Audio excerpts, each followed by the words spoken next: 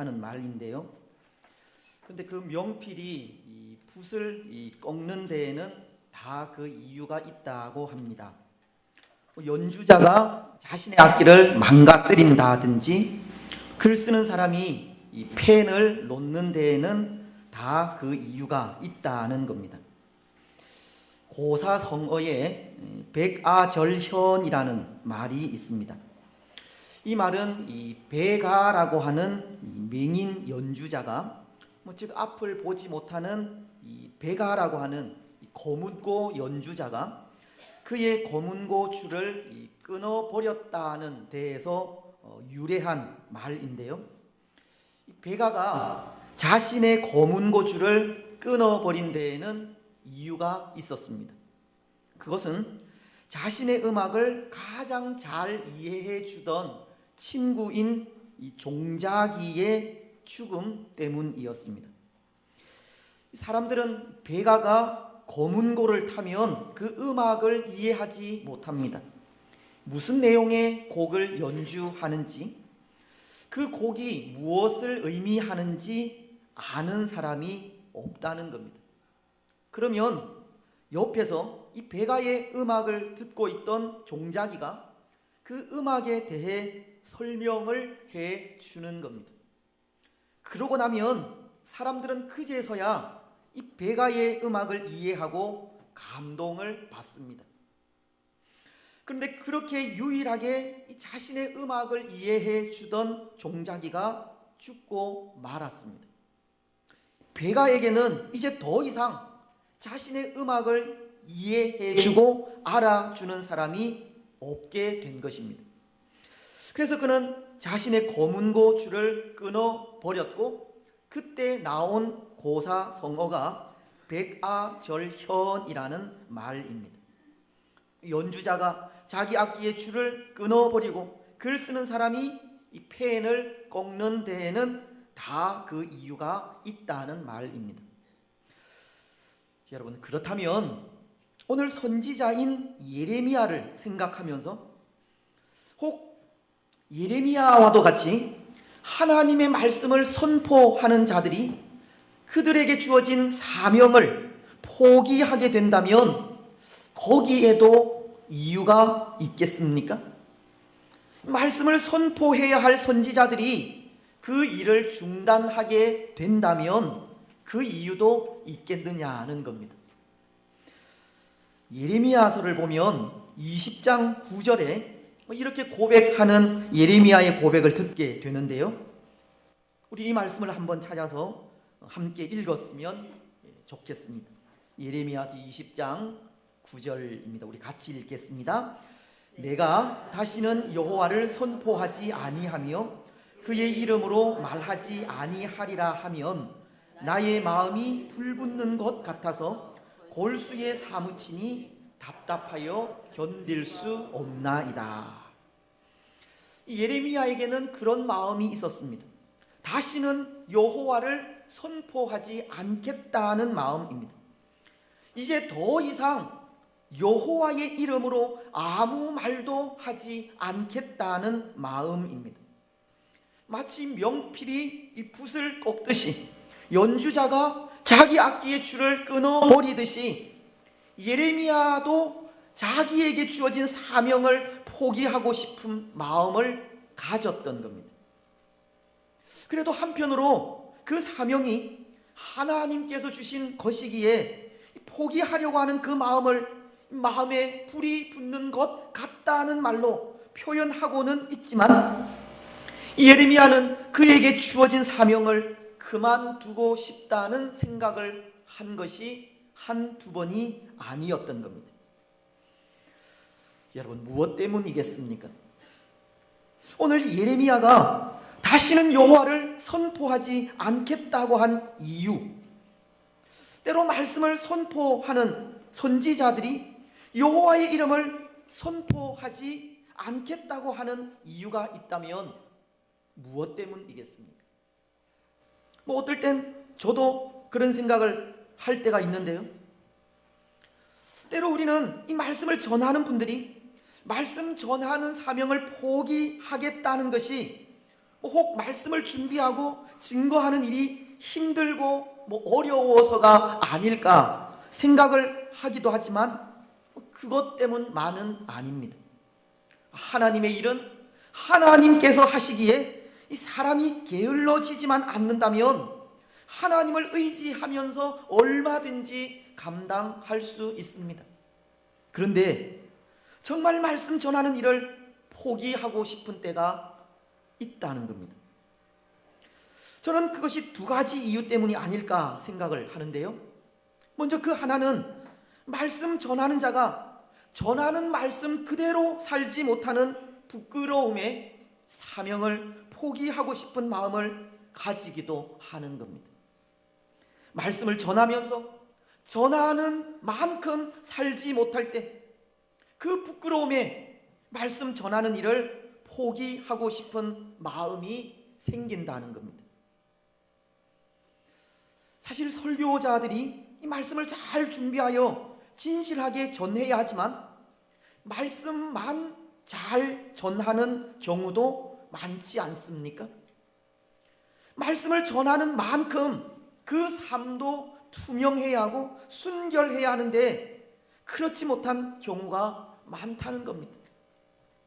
그래서 말씀에 따르는 삶을 살지 못하고 전하는 만큼의 삶이 나타나지 않을 때 사명을 포기하고 싶은 마음을 가지게 되는 겁니다.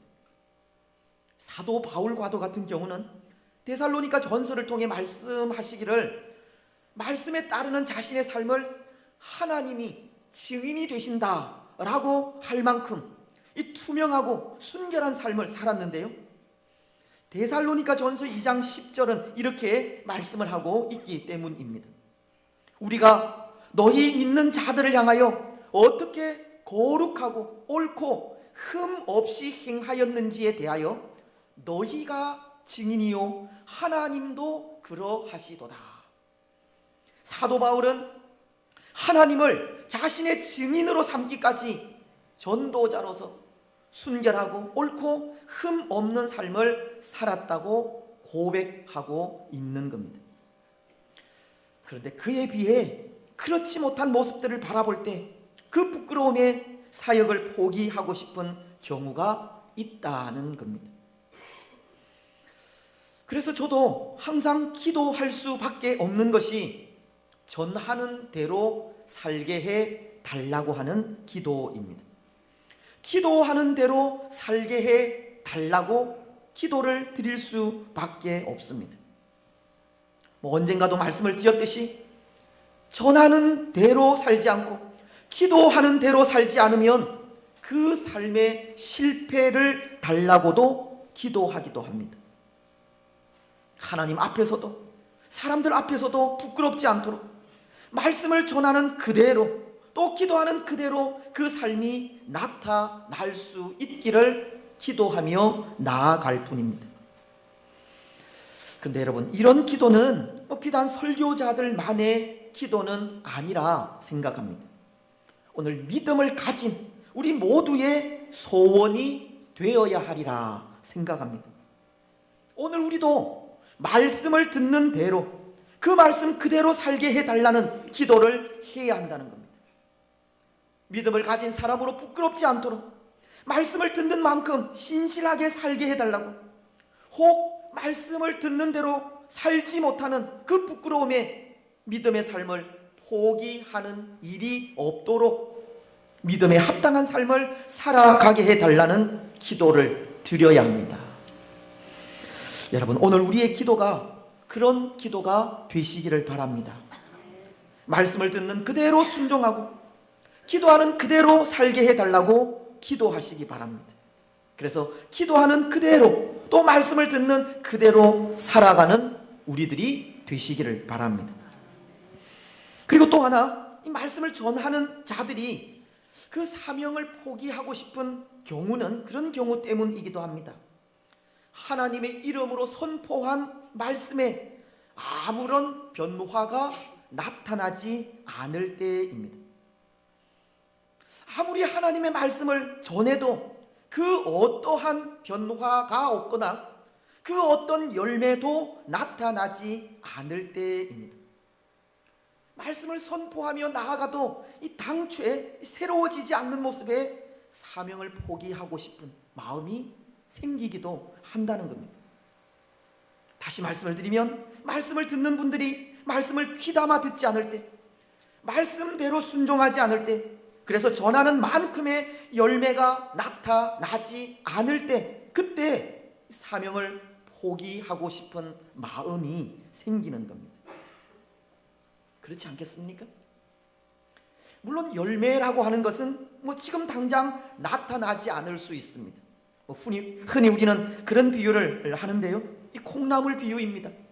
콩나물 씨루에서 이 콩나물이 자라는 것을 우리 눈으로 볼 수는 없지만, 그래도 그곳에 계속해서 물을 주고 보살피면 어느새 자라있는 그 콩나물을 볼 수 있듯이, 우리에게서도 열매는 그렇게 당장 나타나지 않을 수 있습니다. 하지만 끊임없이 말씀을 선포하고 확신을 가지고 증거함에도 불구하고 아무런 변화가 없을 때, 그것만큼 낙심되는 일은 없는 겁니다. 선포한 말씀이 열매로 맺혀 돌아오지 않을 때 설교자들은 사명을 그만두고 싶은 마음이 생기는 겁니다. 오늘 예레미야도 그런 경우입니다.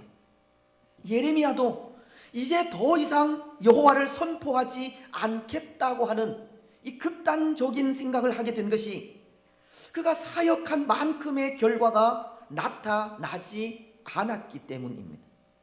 그가 기도한 만큼의 열매가 보이지 않았기 때문입니다. 그래서 오늘 말씀을 보면 그는 그에게 주어진 사명을 포기하는 정도가 아니라 낙심하여 하나님의 곁을 떠나고자 할 만큼 고통스러운 상황에 있음을 기록하고 있는데요, 1절은 이렇게 말씀을 하시기 때문입니다. 여호와의 분노의 매로 말미암아 고난당한 자는 나로다. 그러면서 2절 이하의 말씀을 통해서는 나를 이끌어 어둠 안에서 걸어가게 하시고 빛 안에서 걸어가지 못하게 하셨으며 종일토록 손을 들어 자주 나를 치시는도다. 예레미야는 유다의 죄로 인해 내려진 징계가 마치 자신이 홀로 담당하고 있는 것 같다고, 그래서 그 고통으로 인한 낙심이 얼마나 큰지를 말씀하고 있는 것인데요, 그는 나를 이끌어 어둠 안에서 걸어가게 하시고 빛 안에서 걸어가지 못하게 하셨다고 하면서 하나님께서 모든 소망을 다 앗아가 버렸다는 고백을 하고 있는 겁니다. 여러분, 사실 예레미야는 조국인 유다를 위해 얼마나 많은 눈물을 흘렸습니까? 그는 눈물의 선지자라고 하는 말을 들을 만큼 유다의 죄와 자신의 죄를 들고 하나님 앞에 섰습니다. 하나님께 회개하며 서는 거기에 소망이 있음을 알고 끊임없이 눈물로 호소하고 있었습니다. 그런데 나타난 결과는 보십시오. 하나님의 징계는 계속되고 백성들은 하나님의 이름으로 선포한 말씀에 아무런 관심을 보이지 않고 있습니다. 그들은 자신들이 당하는 고통 속에 어디로 가면 이 고통에서 벗어날 수 있을까? 어떻게 하면 살 수 있을까? 그 궁리만 하고 있습니다. 힘들고 어렵더라도 하나님께 나아가는 그 길이 살 길인데, 백성들은 하나님께 나아가는 일을 싫어하고 하나님이 아니라 세상의 힘을 쫓아 살아가고 있습니다. 예레미야가 선포한 말씀은 아무런 소용이 없고 하나님께로 돌아오라는 외침은 허공만을 때릴 뿐이었다는 겁니다. 더군다나 계속되는 말씀을 통해 유다에게 찾아온 그 고난의 모습을 보십시오. 예루살렘 성이 멸망한 그 참상을 보면서 예레미야가 느낀 그 감정을 구구절절 슬픔과 탄식으로 전하고 있듯이, 정말 이 모습만으로도 충분히 하나님의 곁을 떠날 수 있는 상황이다 생각이 됩니다. 6절을 보시면 이렇게 말씀을 하십니다. 나를 어둠 속에서 살게 하시기를 죽은 지 오랜 자 같게 하셨도다. 또 8절과 9절은 내가 부르짖어 도움을 구하나 내 기도를 물리치시며 다듬은 돌을 쌓아 내 길을 막으사 내 길들을 굽게 하셨도다. 그리고 17절과 18절은 이렇게 말씀을 하시는데요, 주께서 내 심령이 평강에서 멀리 떠나게 하시니 내가 복을 내어 버렸으며 스스로 이르기를 나의 힘과 여호와께 대한 내 소망이 끊어졌다 하였도다. 하나님은 모든 기도의 소원을 막으시고 보이는 길조차 다 막으셨습니다. 또 어둠 속에서 아무런 희망을 가지지 못하게 하셨을 뿐만이 아니라 여호와 하나님에 대한 소망을 스스로 끊어버리기까지 모든 소망도 끊어버리신 겁니다. 여러분, 지금 이 상황이 예레미야가 당한 상황입니다. 이런 상황 속에 무슨 힘으로 사역을 할 수 있겠습니까? 이 깊은 절망 속에 무슨 힘으로 하나님의 말씀을 선포할 수 있겠습니까? 내가 다시는 여호와를 선포하지 아니하며 그의 이름으로 말하지 아니하리라, 이럴 수밖에 없었습니다. 그런데 여러분, 오늘 우리는 예레미야의 이 마음을 이해해야 합니다. 알아주어야 합니다. 예레미야가 낙심하여 하나님을 떠나고 싶은 마음을 가지기까지 이 마음을 이해해야 한다는 겁니다. 때로 말씀을 전하는 자들이 그 사명을 포기하고 싶은 마음을 갖기까지 그 중심을 알아야 한다는 겁니다. 물론 그것이 우리가 앞서도 생각을 했듯이 말씀을 귀담아 잘 듣지 않고 증거한 말씀에 아무런 열매가 나타나지 않기 때문에 서운한 마음에 사명을 포기하고 싶다는 마음을 가질 수도 있지만, 결국 그 중심은 그의 백성들을 향한 뜨거운 사랑이기 때문입니다. 사명을 포기하고 하나님을 떠나기까지 하겠다고 하는 극단적인 표현은 그의 백성들을 향한 사랑 때문이라는 겁니다. 백성들을 향한 그 사랑의 마음에 하나님을 떠난 백성들이 다시금 하나님께로 돌아오기를 소망하면서 하나님의 도우심을 요청하는 하나의 방편이라는 겁니다. 혹 내게 주어진 이 사명을 포기한다고 한다면 하나님의 도우심이 있지는 않을까? 하나님께서 우리를 다시금 돌아봐 주시지 않을까? 하나님의 도우심을 갈망하는 표현이 주어진 사명을 포기하겠다는 것으로 나타나게 되었다는 겁니다. 하나님께서 다시금 그의 백성들을 돌아봐 주시기를 갈망하는 마음이 사명을 포기하고 싶다는 표현으로 나타난 것이고, 그것은 결국 사랑이라는 겁니다. 백성들을 향한 사랑이 선지자 예레미야의 중심이었다는 겁니다. 그는 마치 이 모세와도 같은 마음을 가진 겁니다. 여러분, 모세도 이스라엘이 하나님 앞에 범죄했을 때 그 죄를 사해 주시기를 소원하면서 자신의 이름을 하나님의 책에서 지워달라고 요청한 적이 있지 않습니까? 출애굽기 32장 32절은 이렇게 말씀하시기 때문입니다. 그러나 이제 그들의 죄를 사하시옵소서. 그렇지 아니하오면 원하건대 주께서 기록하신 책에서 내 이름을 지워버려 주옵소서. 모세는 백성들의 죄를 사해 주시기를 간구하면서 그렇게 하지 않으면 하나님의 책에서 자신의 이름을 지워달라고 하기까지 백성들을 향한 사랑을 나타낸 겁니다. 자신의 희생을 통해서라도 하나님의 마음을 돌이킬 수 있다면 그렇게 하겠다는 것이 선지자의 마음이라는 겁니다. 여러분, 선지자의 마음은 이런 마음입니다. 자신의 희생도 기꺼이 감수하는 마음이 선지자의 마음입니다. 오늘 우리는 이 마음을 알아야 하는 겁니다. 그 중심을 알아야 합니다. 그리고 오늘 우리 역시도 이런 마음을 가져야 합니다. 선지자의 심정을 가져야 합니다.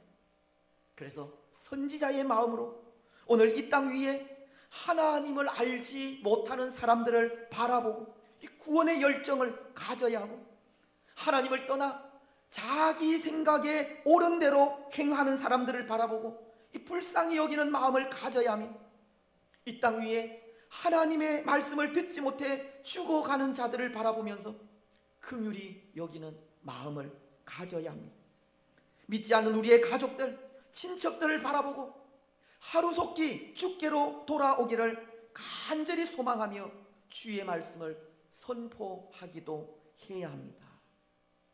오늘 이 땅의 교회들이 교회로서의 사명을 잘 감당하기를 기도해야 하고, 하나님을 떠나 멸망의 길로 가는 이 시대를 바라보며 다시금 이 땅 위에 진리의 복음이 왕성해지도록 빛과 소금의 역할을 감당해 가야 합니다.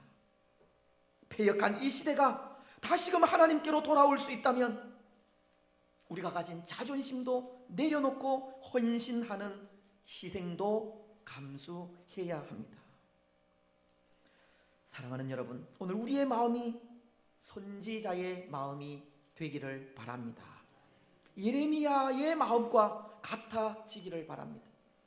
하나님의 나라를 진정으로 사랑하고 주의 백성들을 진심으로 사랑하며 시대의 아픔을 함께 아파하고 눈물 흘릴 줄 아는 우리들이 되었으면 좋겠습니다. 사사기서를 보면 이스라엘을 향하신 하나님의 그런 마음을 읽을 수가 있는데요, 이스라엘의 고통에 아파하시는 하나님의 마음입니다. 사사기서 10장 16절은 이렇게 말씀을 하십니다. 자기 가운데에서 이방신들을 제하여 버리고 여호와를 섬기매 여호와께서 이스라엘의 곤고로 말미암아 마음에 근심하시니라. 이스라엘을 향하신 하나님의 마음이 이스라엘의 곤고로 말미암아 마음에 근심하시니라. 비록 이스라엘이 당한 그 곤고가 하나님을 떠나 범죄한 결과로 주어진 것이기는 하지만, 범죄한 이스라엘이 당한 고통에 하나님의 마음이 근심이었다는 겁니다. 하나님은 범죄한 이스라엘에게 고통을 주셨지만 그 고통에 아파하는 이스라엘을 보시고 함께 아픔을 느낀 겁니다. 이것은 하나님께서 그의 백성들을 얼마나 사랑하시는지를 보여주는 것이고, 비록 그의 백성들이 죄를 범해도 여전히 내 백성이라는 사실을 가르쳐 주는 겁니다. 그런 것 같습니다. 여러분, 때로 오늘 우리 육신의 자녀들이 우리의 속을 썩이고 이 마음을 아프게 해도 여전히 내 자녀이지 않습니까? 말을 잘 듣지 않아 매를 들어도 사랑하는 자녀이기 때문에 매를 든 것이지 않습니까? 자녀가 매를 맞아 아파하며 울 때 우리 마음이 함께 아픈 것이 그 자녀가 사랑하는 내 자녀이기 때문에 그렇습니다. 아마도 여기 계신 분들 중에 이 부모된 분들은 한 번쯤 자녀들을 훈계한다는 이유로 매를 들어보신 적이 있으리라 생각하는데요, 물론 요즘은 사랑이라는 이름으로 매도 들지 못하는 시대가 되었지만, 저도 저희 집에 하나밖에 없는 딸아이에게 초등학교 때 매를 든 적이 있었습니다. 요즘에는 장난삼아 한번 맞아볼래? 라고 하면 하는 말이 아빠 잡혀가요 라고 그렇게 대답을 하지만, 그때 그 아이가 이제 머리가 좀 컸다고 억지도 부리고 자기 주장도 내세우며 따지기도 해서 제가 저 자신은 생각하지 않고 버릇이 없다는 생각에 매를 든 적이 있었습니다. 근데 그 매를 피하다 이 팔꿈치를 잘못 맞아 좀 부었던 것 같습니다. 다음 날 학교에서 그것 때문에 양호실에 다녀왔다고 전화를 하는데 그 소리를 듣고 이 마음이 얼마나 아픈지 참 미안한 생각이 들었던 적이 있습니다.